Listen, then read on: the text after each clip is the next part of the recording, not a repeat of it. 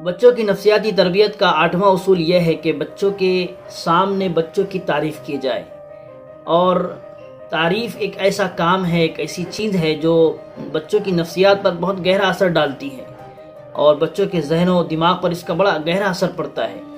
اور اس کا فائدہ یہ ہوتا ہے کہ بچوں کے جذبات، احساسات ابھرتے چلے جاتے ہیں۔ پھر بچے اپنی تعریف سن کر اپنے اخلاق کو، اعمال کو، کردار کو درست کرنے کی، اس کو صحیح کرنے کی فکر کرتے ہیں، کوشش کرتے ہیں۔ اس سے بچوں کے اندر نشاط، رغبت، چستی، پھرتی پیدا ہو جاتی ہے۔ اور سب سے بڑا فائدہ یہ ہوتا ہے کہ بچے آپ کی بات اور ماں باپ کی بات اور بڑوں کی بات سننے کے لیے تیار ہو جاتے ہیں، ضد نہیں کرتے ہیں، ان کی ضد ختم ہو جاتی ہے۔ چنانچہ اس سلسلے میں ہمیں نبی صلی اللہ علیہ وسلم کی تعلیم ملتی ہے کہ آپ صلی اللہ علیہ وسلم نے کیا ہی خوبصورت انداز اختیار کیا، اور اتنے بڑے عمل پر تعریف کے ذریعے، اس انداز تربیت کے ذریعے اتنے بڑے عمل پر ان صحابی کو کھڑا کر دیا۔ امام بخاری رحمۃ اللہ علیہ نے حضرت ابن عمر رضی اللہ عنہ سے ایک روایت نقل کی ہے۔ فرماتے ہیں کہ حضرت ابن عمر رضی اللہ عنہ کہ نبی صلی اللہ علیہ وسلم کے زمانے میں ایک شخص تھا جو خواب دیکھتا تو آپ صلی اللہ علیہ وسلم سے بیان کرتا۔ تو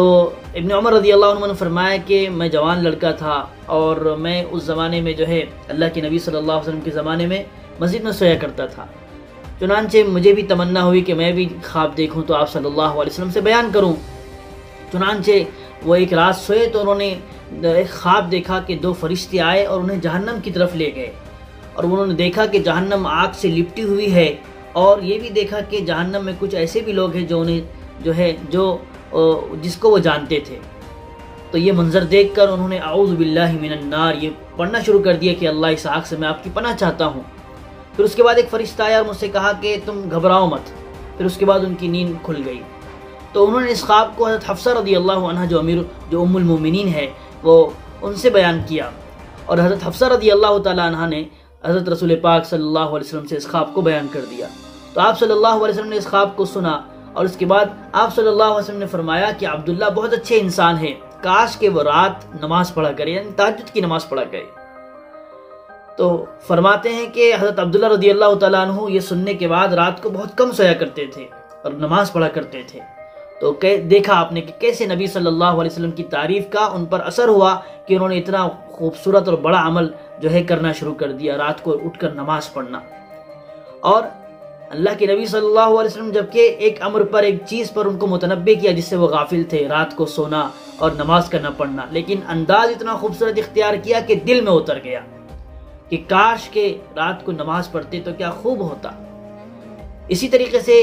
خندق کے موقع پر اللہ کے نبی صلی اللہ علیہ وسلم نے ایک لڑکے کی تعریف فرمائی کہ جس نے آپ کی خدمت کی غرض سے سریانی اور عربی زبان سیکھی تھی، تو آپ نے فرمایا تھا یہ لڑکا کتنا اچھا ہے۔ تو یہ وہ واقعات ہے جس سے ہمیں پتہ چلتا ہے کہ موقع محل کے حساب سے مناسب وقت دیکھ کر اعتدال اور میانہ روی کے ساتھ اور بالکل لمٹ کے اندر رہتے ہوئے بچوں کی تعریف کرنا چاہیے، کیونکہ بچوں کی تعریف یہ بچوں کے لیے بہت مفید ثابت ہوتی ہے۔